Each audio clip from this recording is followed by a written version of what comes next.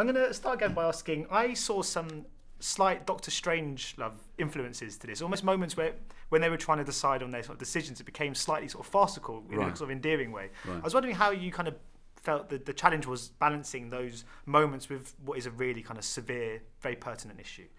That's a great question. It was a very interesting challenge to find a balance between tension and moments of comic relief, and not to turn the moments of comedy into broad comedy or slapstick and take the audience out of the film. I think that one of the things about having great actors like Helen Mirren and Alan Rickman in these roles is that they are able to bring the gravity of their formidable personalities to the screen, and build the tension, but then with just a twist on a line or a subtle movement or a look, they allow the audience to laugh, to release that tension for a moment.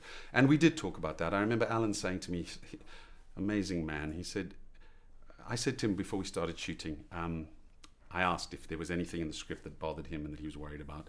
And he said, no, I love the story.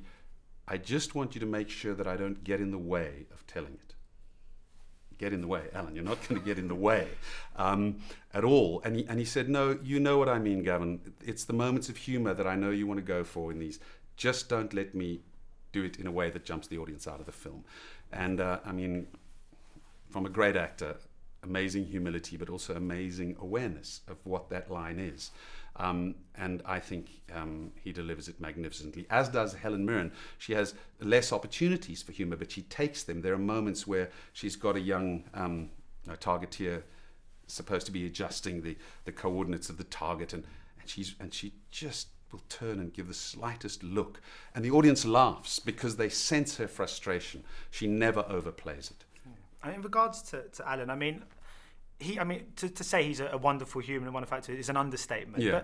But when you look back now at this project and when you watch the film back, it must be a completely different emotional experience watching it now than you ever envisaged it might be. It must bring back so many kind of memories and that you never sort of anticipated.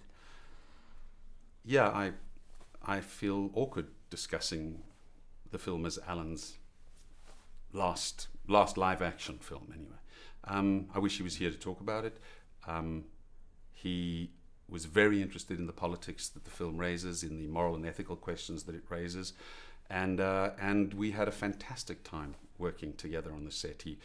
The role that he plays, the role of the general, could so easily have been played in a much more stereotypical way, just a frustrated general.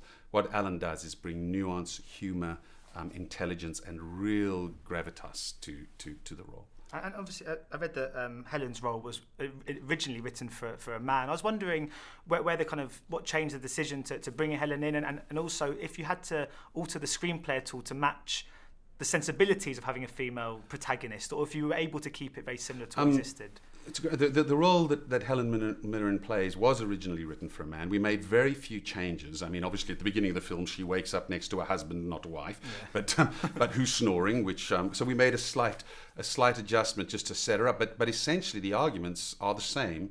What I really liked about the idea of having Helen play the role as opposed to a man was I got Helen Mirren, who's a fantastic actor, but also I think it brings some balance to the film.